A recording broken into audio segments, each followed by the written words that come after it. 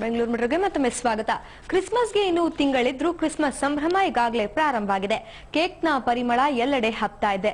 ಯಶವಂತಪುರದ metro ಮಾಲ್ನಲ್ಲಿ cake mixing celebration ನಡೆಯಿತು. ಅದರ ಝಲಕ್ ನಿಮಗಾಗಿ.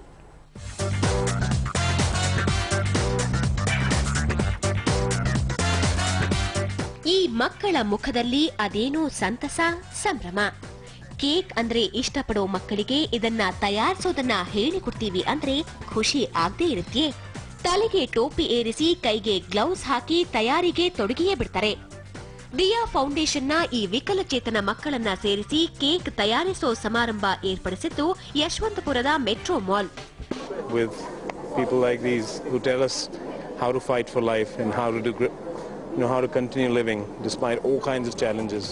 ಕೆಂಪು ಕೆಂಪು ಚೆರಿ, ಡ್ರೈ ಫ್ರೂಟ್ಸ್ ಸೇರಿ ಕೇಕ್ ತಯಾರಿಸುವುದನ್ನ ಸಂಭ್ರಮಿಸಿದ್ರು ಮಕ್ಕಳು.